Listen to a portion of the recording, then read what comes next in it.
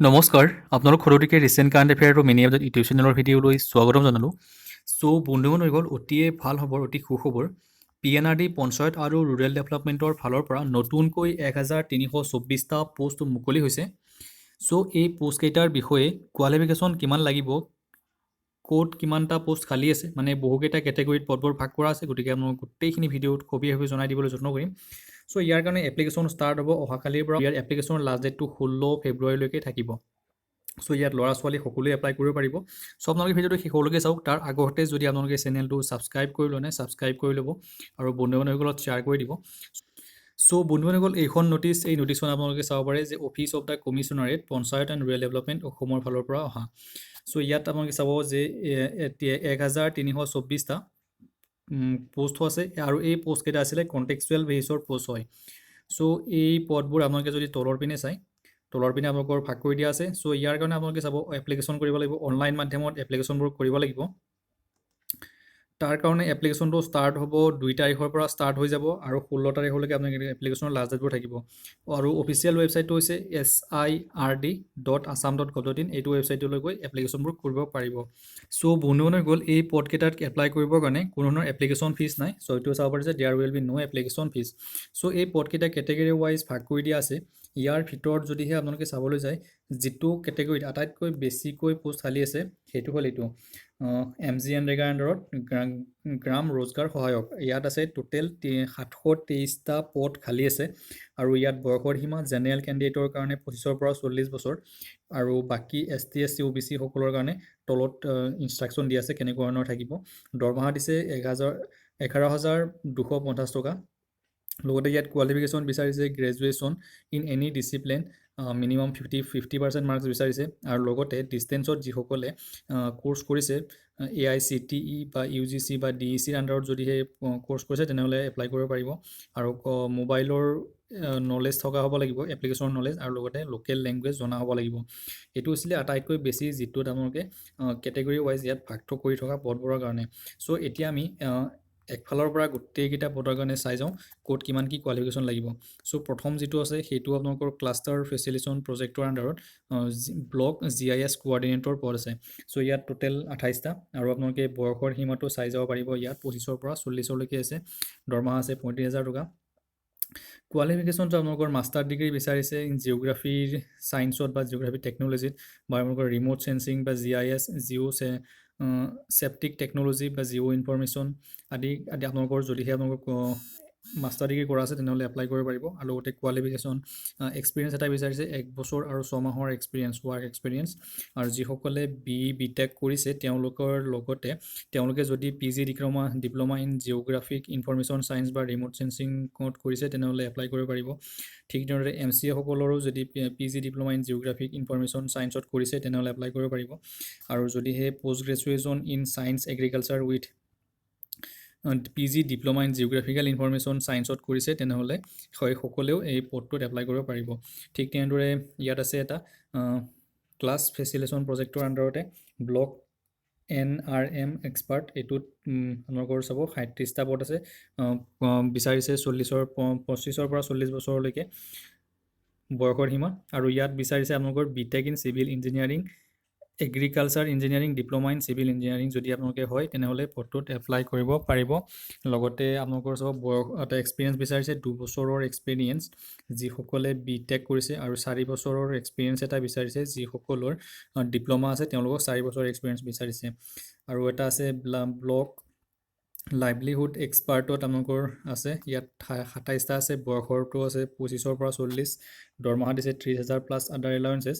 ইয়াত আপোনালোকৰ কৈছে master degree in agricultural economics, horticulture, forestry বা এগ্ৰনমি ফৰেষ্ট্ৰি আপোনালোকৰ মাষ্টাৰ ডিগ্ৰী বিচাৰিছে, লগতে 2 বছৰৰ এক্সপিৰিয়েঞ্চ। ঠিক তেনেদৰে আপোনালোকে চাব MIS অফিচাৰত ডিষ্ট্ৰিক্ট লেভেলত এইটো আমাৰ 3টা আছে। বয়সত দিছে 30ৰ পৰা 40 বছৰ আৰু কোৱালিফিকেশ্যন আপোনালোকে চাই ল'ব এইখিনি। তাৰপিছত ইয়াত আছে মিনিমাম আপোনালোকৰ 3 বছৰৰ ৱাৰ্ক এক্সপিৰিয়েঞ্চ। তাৰপিছত কম্পিউটাৰ এছিষ্টেণ্ট, এইটোৰ কাৰণে ব্লক লেভেলত আছে 25টা পদ আছে আৰু লগতে 25ৰ পৰা 40 বছৰ দৰমহা আছে 11,250 এনি গ্ৰেজুৱেট হ'লে এপ্লাই কৰিব পাৰিব লাগিব 50% আপোনালোকৰ মাৰ্কছ লাগিব লগতে কম্পিউটাৰৰ বেছিক নলেজ বা ইণ্টাৰনেটৰ বেছিক নলেজবোৰ বিচাৰিছে চ' তাৰপিছত একাউণ্টেণ্টৰ কাৰণে একাউণ্টেণ্ট এছিষ্টেণ্টৰ কাৰণে 44টা আছে 25ৰ পৰা 40 বছৰ দৰমহা 11,250 টকা কমাৰ্চত বেচেলৰ ডিগ্ৰী থকা হ'ব লাগিব লগতে কম্পিউটাৰৰ নলেজ থকা হ'ব লাগিব এইকেইটা আপোনালোকক বিচাৰিছে লগতে টেলি বা লেটেষ্ট একাউণ্টিঙৰ নলেজ থকা তেওঁলোকক বিচাৰিছে তাৰপিছত গ্ৰাম সহায়ক रोजगार সহায়কৰ কথাটো মই আগতেই ক'লোঁ তাৰপিছত 8 নম্বৰত যিটো আছে সেইটো আছে আপোনালোকৰ এছিষ্টেণ্ট ডিষ্ট্ৰিক্ট প্ৰগ্ৰেম মেনেজাৰ সেইটোত আছে 9টা পোষ্ট 30ৰ পৰা 40 বছৰৰ ভিতৰত বয়সৰ সীমা জেনেৰেলৰ কাৰণে 30,000 টকা দৰমহা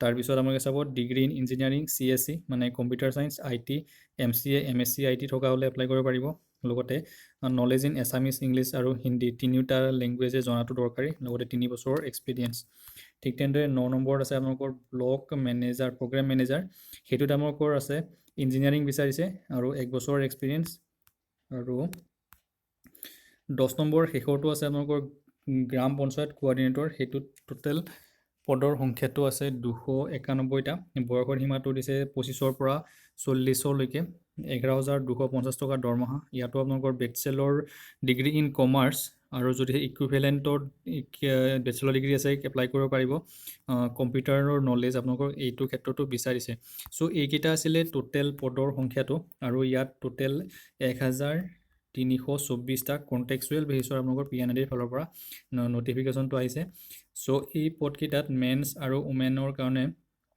ৰিজাৰ্ভেশ্যনটো চাব আপোনালোকে ৰিজাৰ্ভেশ্যনটো কেনেকুৱা ধৰণে কৰা আছে সকলোৱে এপ্লাই কৰিব পাৰিব ইয়াত চাওক distribution category wise distribution of vacancies as per the post and mentioned under so womenৰ সকলে যিকোনো ৰিজাৰ্ভেশ্যন থাকে সেইটো আছে আৰু লগতে তলত এইখন লিষ্ট দিছে যিখনত category wise মানে কোনটো কেটেগৰীত ST SC OBC economically weaker section বা আনৰিজাৰ্ভ কেটেগৰীত কিমানটা পোষ্ট আছে সেইটো সম্পূৰ্ণকৈ দিয়া আছে সো এইখিনি আপোনালোকে চাই ল'ব পাৰিব যোনে যাৰ যিটো কোৱালিফিকেশ্যন মিলে সেই হিচাপত আপোনালোকে চাই ল'ব তাৰপিছত ইলিজিবিলিটি ক্ৰাইটেৰিয়া আপোনালোকে চাওক যিসকলে ৰিলেক্সেশ্যনৰ কথাটো মই আগতে ক'লোঁ আপোনালোকৰ ST SC ৰ কাৰণে 5 বছৰৰ ৰিলেক্সেশ্যন OBC ৰ কাৰণে 3 বছৰ ফিজিকেল হেণ্ডিকেপৰ কাৰণে 10 বছৰলৈকে ৰিলেক্সেশ্যন দিছে কেনেকৈ এপ্লাই কৰিব সেইটো চাওক ইয়াৰ কাৰণে আপোনালোকে sird.assam.gov.in এইটো ৱেবছাইটলৈ আহি কেনে এপ্লাইটো ষ্টাৰ্ট কৰিব পাৰিব ডকুমেণ্টছ আপলোড কৰিব লাগিব অহাকালিৰ পৰা এপ্লিকেশ্যন ষ্টাৰ্ট হ'ব ফটোগ্ৰাফ লাগিব ছিগনেচাৰ লাগিব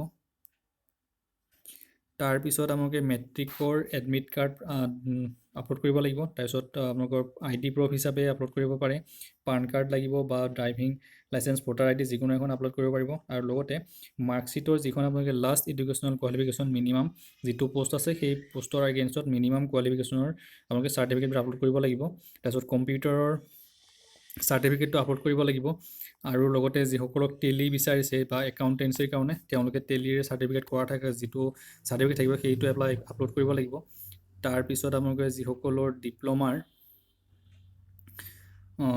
গ্ৰাম পঞ্চায়ত কোঅৰ্ডিনেটৰৰ কাৰণে তেওঁলোকে ডিপ্ল'মা ইন কম্পিউটাৰ এপ্লিকেশ্যনৰ চাৰ্টিফিকেটটো আপলোড কৰিব লাগিব যিহেতু এইটো কেইটা বিচাৰিছে আৰু যিসকলে ইঞ্জিনিয়াৰিং কৰিছে তেওঁলোকে ইঞ্জিনিয়াৰিঙৰ চাৰ্টিফিকেটটো আপলোড কৰিব লাগিব আৰু কাষ্টৰ ৰিলেটেড যিমানবোৰ আছে OBC MOBC তেওঁলোকে সেই কাষ্টৰ চাৰ্টিফিকেটবোৰ ইকনমিক্যালি উইকাৰ সেকশনৰ তেওঁলোকে ইকনমিক্যালি উইকাৰ সেকশনৰ চাৰ্টিফিকেটবোৰ আপলোড কৰিবলৈ লাগিব সো এপ্লিকেশ্যন লাষ্ট ডেটটো গম পালে 16 তাৰিখলৈকে আছে এইকেইটা আছিলে আপোনালোকৰ পদকেইটা আৰু ইয়াৰ কাৰণে আপোনালোকৰ প্ৰথমতে ৰিটেন পৰীক্ষা হ'ব 100 নম্বৰৰ ৰিটেন পৰীক্ষা প্ৰত্যেক 100টা কুৱেশ্যন থাকিব আৰু প্ৰত্যেকটা কুৱেশ্যনতে 1 নম্বৰকৈ থাকিব নেগেটিভ মাৰ্কিং আধা নম্বৰকৈ নেগেটিভ মাৰ্কিঙো আছে আৰু কুৱেশ্যনবোৰ থাকিব আপোনালোকৰ ডোমেইনৰ নলেজ মানে আপোনালোকৰ গম পালে যে ইঞ্জিনিয়াৰিঙৰ বা তেনেকুৱা ধৰণৰ বস্তু আছে সো ডোমেইনৰ নলেজ আহিব লগতে কম্পিউটাৰৰ প্ৰফিচিয়েঞ্চিৰ নলেজ আহিব ৰিজনিং এপ্টিটিউডৰ কম্প্ৰিহেনশ্যনৰ কুৱেশ্যন থাকিব হিষ্ট্ৰী কুৱেশ্যন থাকিব হিষ্ট্ৰী কালচাৰ অফ আছামিজ আৰু ইণ্ডিয়াৰ আপোনালোকৰ কুৱেশ্যন থাকিব জিকেৰ কুৱেশ্যন থাকিব আৰু পৰীক্ষাৰ সময় থাকিব 2 ঘণ্টা সময় 100 নম্বৰৰ কুৱেশ্যন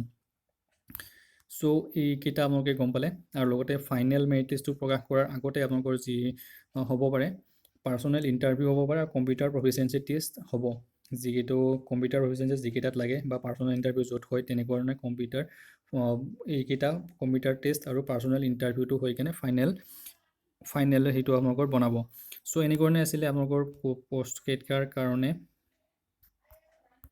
সো আটাইতকৈ ইম্পৰ্টেণ্ট কথাটো আপোনালোকে এই ডি নম্বৰ পইণ্টটোত চাব ইয়াত উল্লেখ কৰিছে যে candidates need to submit their application form in hard copy also' along with the self-attested copies with the relevant testimonials in an envelope addressing to the office of the Commissionerate Panchayat and Rural Development Juripara Panjabari Guwahati 37 so আপোনালোকে যি online কৰিলে সেই online কৰাৰ পিছতো আপোনালোকৰ যি hard copy থাকিব সেই হাৰ্ড কপিবোৰৰ লগতে সকলো ডকুমেণ্টছ পঠাই কেনে এইটো এড্ৰেছলৈকে পঠাব লাগিব সো এইখিনি আছিল আপোনালোকৰ লগত আলোচনা কৰিবলৈ নটিছখনৰ বিষয়ে সো আপোনালোকে SIRD সো আপোনালোকে চাওক SIRD.assam.gov.in সেইটো ৱেবছাইটলৈ গৈ গোটেইখিনি কথা এডভাৰটাইজমেণ্টৰ এবাৰ ভালদৰে চাই ল'ব মই গোটেইখিনি কথা আপোনালোকক কভাৰ কৰিছোঁ তথাপিতো কিছুমান ইনফৰমেশ্যন ইয়াত আছে সেইখিনিও আপোনালোকে পঢ়ি যাব এপ্লাই কৰাৰ আগতে সো আশা কৰিছোঁ আপোনালোকে ভিডিঅ'টো ভাল পাইছে আৰু যদি এই চেনেলটো এতিয়ালৈকে ছাবস্ক্ৰাইব কৰি লোৱা নাই ছাবস্ক্ৰাইব কৰি ল'ব সো আগলৈ এনেধৰণৰ ভিডিঅ' পাই থাকিব সো আজিলৈ ভিডিঅ'টো ইমানতে সমাপ্ত কৰিছোঁ আপোনালোকে বহুত থেংক ইউ ধন্যবাদ